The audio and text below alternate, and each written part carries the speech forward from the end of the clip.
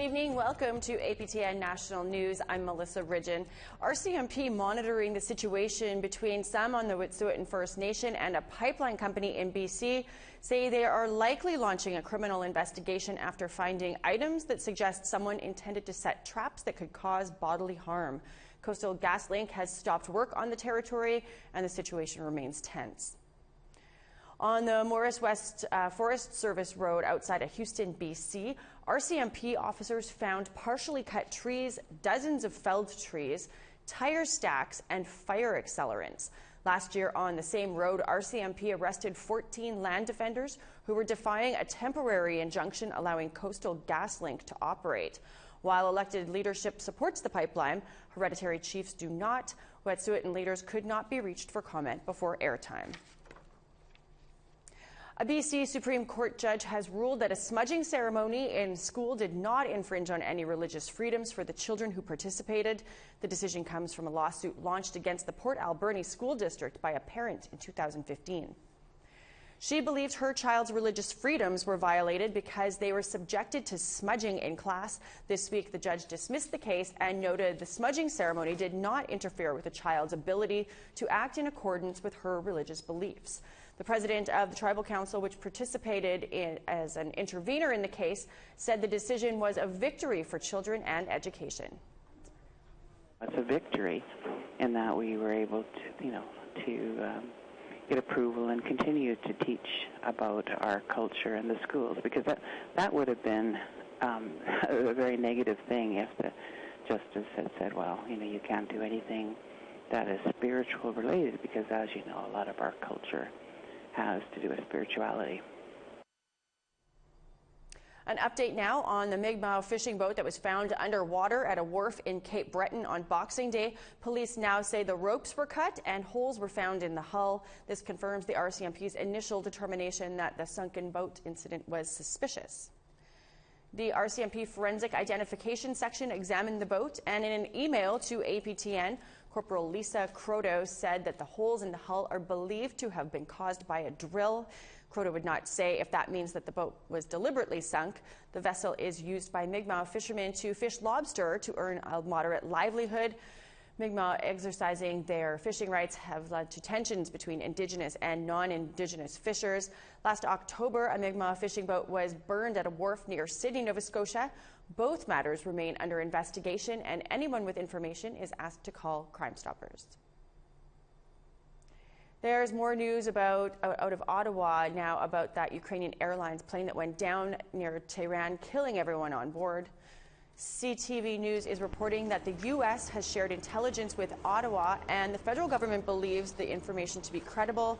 Reports say U.S. intelligence picked up radar signals and satellites detected 2 missile launchers, followed shortly by another infrared indicator of an explosion. The UK government is looking into what they call, quote, very concerning reports that the plane that crashed in Iran was shot down by a missile. We have intelligence from multiple sources, including our allies and our own intelligence.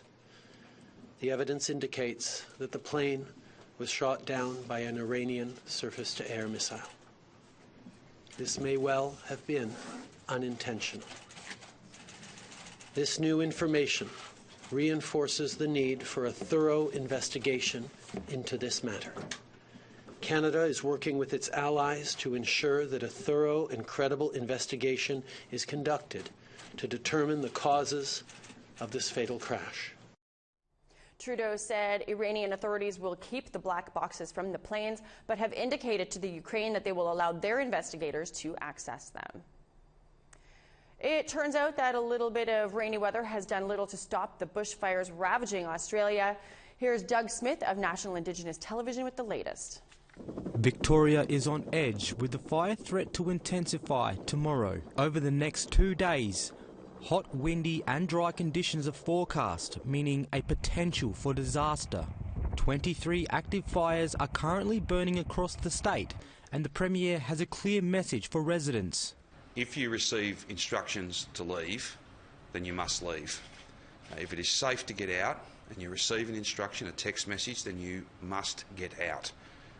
That is the only way to guarantee your safety.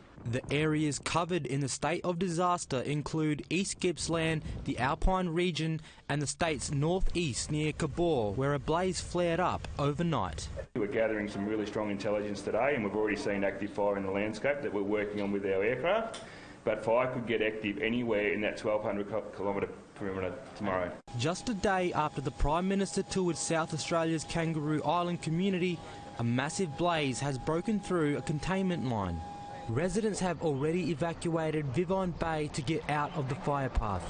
This last week, since that dry lightning strike's been a very nervous time. We're still safe and well and still got our house at the moment, so all we can do is heed advice and leave. Fires on the island last week claimed 2 lives and destroyed more than 50 homes. And New South Wales Premier Gladys Berejiklian pledged $1 billion to rebuild fire-ravaged communities in the state. This is to focus on infrastructure that's either been damaged, destroyed or needs improving. Douglas Smith, NITV News.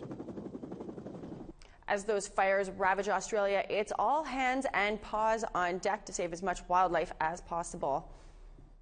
Taylor. Koala. Come in. Ryan Tate and his 4-year-old koala detection dog Taylor have been finding koalas together for 3 years. Taylor is trained to sniff out animals hidden in tree canopies and point them out to her human partners. To date, Taylor and Ryan have saved more than 50 koalas. What's being done in the aftermath of a racially charged incident at a Quebec hockey rink? We'll tell you that after the break. Here's a look at what's coming up on Nation to Nation right after the news, followed by tomorrow's weather forecast in eastern and central Canada. Lamaran, and here's what's coming up on Nation to Nation. It's the new year, so in a bit of a departure, we'll be looking at fulfilling a resolution. More specifically, what happens if you decide to stop drinking alcohol? We'll meet Randy Kakagamak. He's been sober for 3 years, and although it's a cliche, the decision has turned his life around 180 degrees. We'll also talk to an APTN News producer. He hasn't had a drink in 40 years, but still calls himself a person with a drinking problem. Those stories are coming up right after the national news.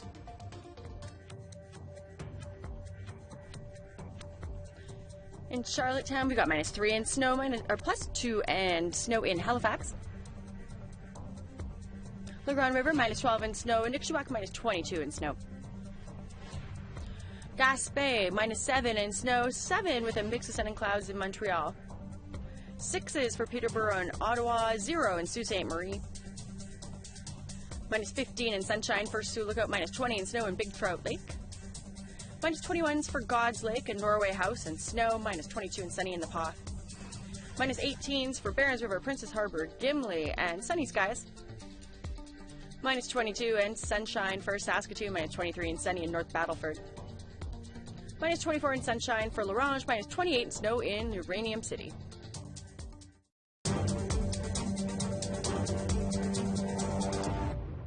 Welcome back. After a name-calling incident in a Quebec community this past weekend, the spotlight is once again on racism in hockey. And as First Nations players will tell you, often enough, trash talk crosses a very clear line. Lindsay Richardson reports. Inside this arena in the Innu community of Mikmaq Maniutnam, kids of all ages and skill lace up, grab a stick, and hit the ice, exploring a burgeoning love for Canada's national sport. Go, go, go! Parents, as they watch, are loving the results. Mon fils, il y a beaucoup de misère à l'école, puis je trouve que ça l'aide. C'est le fun de voir les enfants patiner, là. Puis moi, je pense que c'est une très belle expérience pour les jeunes. Named for a former NHL player Joe Juneau, this hockey program, still in its infancy, promotes teamwork, discipline, and tough lessons about the game. Là, je vous le dis, c'est la dernière fois. Le prochain qui vient me voir durant la pratique, il va se déshabiller. But it's games outside the community that teach First Nations players tougher lessons about life. No matter how much equipment these kids pile on, some blows simply can't be deflected. Now my son, he all witnessed it, and he's 7 years old, and now he said that he doesn't even want to come and see me play no more. Just this past weekend in Gueskapegiag, a First Nation in Quebec's Gaspé region, a match between the Gueskapegiag Chiefs and the Chandler Goons quickly soured when a Chandler player allegedly called a Chief player the French equivalent of effing Indian. According to the Chiefs, the remark was used again in the locker room after the game. Community members have since started a petition, now thousands strong, asking mayors in the region to adopt a zero-tolerance policy for racism in arenas, which would allow Kondo to see his son pursue a dream with confidence instead of fear. So me, at least, because he's in category novice, I would want him to, play the wonderful sport of hockey that's well known in Canada, and to not worry about, okay, this person's going to tell me this. Tommy Neposh, manager of the AAA team, the First Nations Elites, also called for a no racism policy. During a game in Quebec City in 2018, he recorded video of racial taunts slung by the opposing team. Those on the ice had a hard time forgetting. War cries, the hands over the mouths and that stuff, calling us savages, telling us to go home, we pay our taxes for you. It's sad that it's there, but it's reality. It's still there. As of late, discussions of racism are permeating the ranks of the hockey world. After being confronted with a slew of misconduct allegations, the NHL said in a statement that they're undertaking a, quote, broader, thorough review and process while working to ensure, quote, that hockey is an open and inclusive sport at all levels.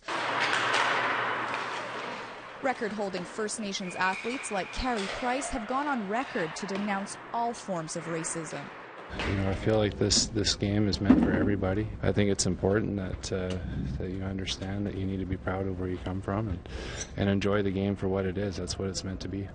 Players say these incidents, as they become more known, will not be tolerated and are taking steps to encourage dialogue.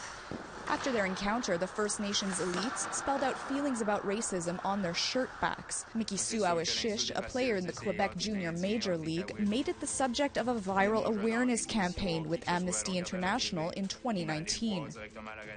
On fait ça, oui, pour le moment présent, mais c'est surtout pour le futur.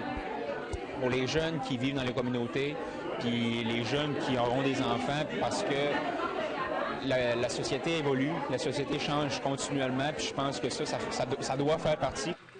Kids like these, who can only hope their experience with the sport is not as hard or cold as the ice they play on. Lindsay Richardson, APTN National News, Montreal. We want to hear what you think. Here's how you can continue the conversation. You can send your emails to news@aptn.ca. You can find us online at aptnnews.ca and on youtube.com/APTN News. You can also follow APTN News on Facebook, Twitter, and Instagram for more Indigenous news. The Minister of Northern Affairs will be traveling to Whitehorse and Yellowknife next week. Minister Dan Vandal is the first minister to handle Northern Affairs without any other portfolio. Leaders across the territories are listing housing as a top priority for discussion. APTN's Northern reporters are preparing to look into what those issues entail. Video journalist Charlotte Morit-Jacobs joins us now from Yellowknife to fill us in. So, Charlotte, tell us about the state of housing in the three territories. Yes, Melissa. So starting off with Nunavut. Nunavut has a dire need for public housing. They need at least 3,000 units just to get even. That's roughly $2 billion. And with that territory, they have the youngest and fastest growing population. So the matter may get worse before it gets better.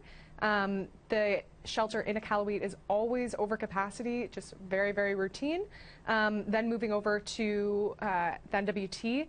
We had a lot of issues, I guess, around repairs in public housing, and the NWT Housing Corporation, rather, just released their fiscal budget, and they spent a lot of money, about $4 million roughly, up from the last year, and they spent that on private homeowner programs. Despite needing repairs, their budget for repairs decreased, even though we have a lot of issues, a lot of core housing issues here. Yukon is about the same. They have affordability issues, a lot of wait lists. They do have units that are being put up by the Housing Corporation. However, as soon as they're put up, they're already filled, and wait lists are already filled before units go up. And that's kind of the state of things. So why do you want to compare the housing that's across the north? It seems timely. We have the Northern Affairs Minister coming up to Yellowknife and Whitehorse next week. And while all three territories are unique, we do share a lot of common issues with affordability, cost of living, the cost to actually build units up here.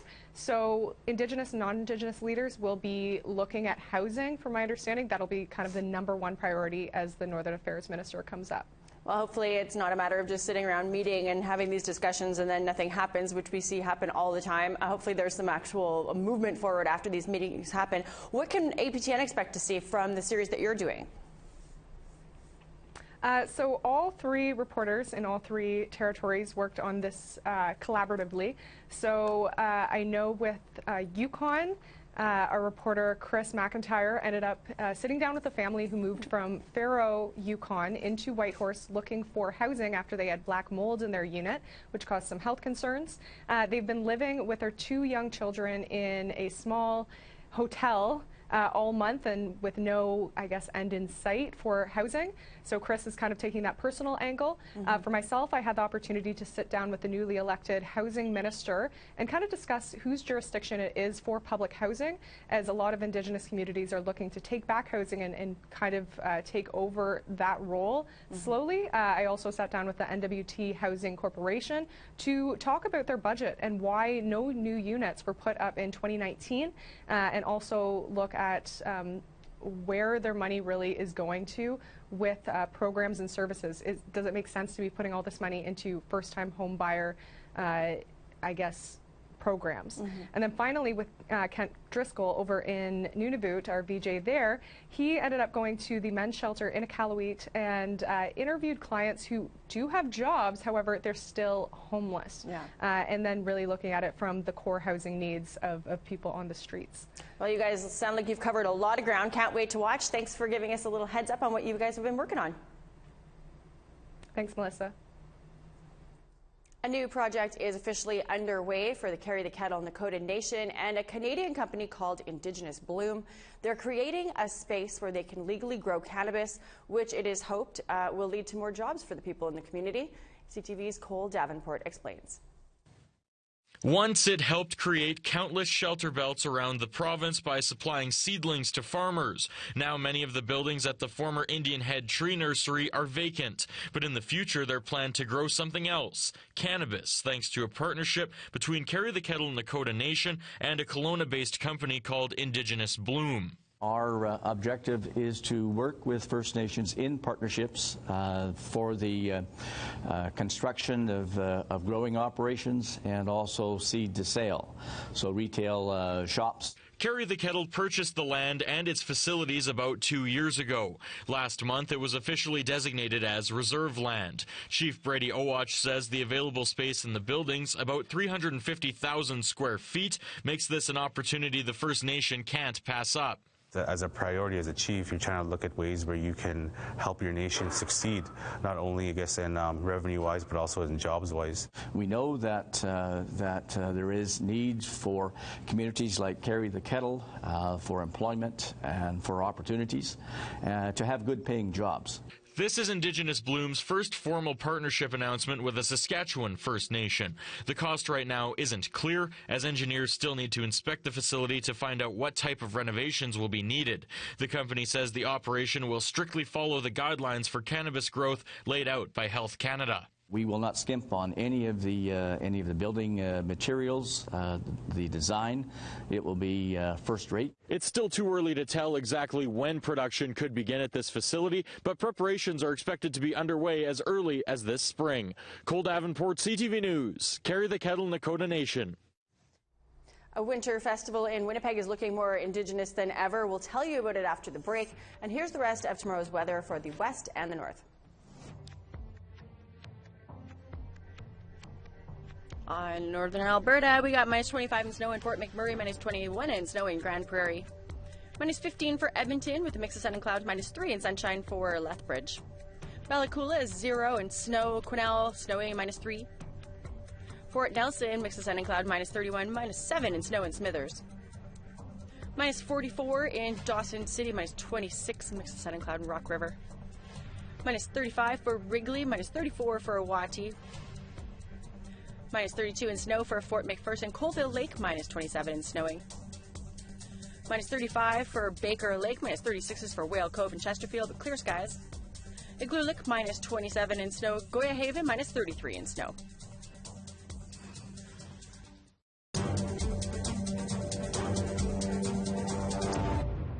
Welcome back. The 51st annual Festival de Voyager is set to kick off next month. Thursday morning, they've released this year's Outlook, which includes a focus on more Indigenous programming. Brittany Hobson brings us this preview of what's in store for one of Canada's biggest winter festivals. Indigenous music, art and stories will be front and center during Winnipeg's Festival de Voyager next month. This year, the organization behind the event aimed to increase its Indigenous programming. Live art installations and a pop-up culinary experience will take place along with the usual festival favorites like the jigging competition. There will also be live art, hide tanning, local bands from the North End, which is really exciting. After hosting its 50th anniversary last year, organizers felt the need for some self-reflection. We've done a great job over the last 50 years representing Francophone culture, but we've done a very poor job representing Indigenous culture. The festival is also a celebration of the fur trade. Festival director Daryl Nadeau says that means the contributions of the original peoples has to be included. So the fur trade era included real kinship and exchanges between Indigenous peoples and voyageurs and Francophone people, and we want to represent an authentic representation of that time. And so for us, because there was no fur trade without Indigenous people, we can't imagine a festival without Indigenous culture and art being represented as well. Métis artist Robin Adams was brought on to help with this. She is the Indigenous Initiatives Coordinator for the organization. So my role at Festival is essentially to make the festival more inclusive towards Indigenous people by creating partnerships, hiring artists in the tents. There's going to be a lot of live art this year. The position was created with funds from Manitoba 150, a series of celebrations honoring the birth of the province. Nadeau hopes the role and programming will grow in years to come. We just want it to be seamless, right? We want to one day have a festival where it's assumed that there's going to be Indigenous programming, just like people assume there's Francophone programming. Festival de Voyager kicks off February 14th and runs for 2 weeks until the 23rd. Events will take place right here at Fort Gibraltar and at many other locations across St. Boniface. Brittany Hobson, APTN National News, Winnipeg. That's all the time we have for your news tonight. If you missed anything, of course, you can catch up on our website, aptnnews.ca, or get the APTN News app on your phone. I'm Melissa Ridgen. Stay tuned right now for Nation to Nation. Have a great night.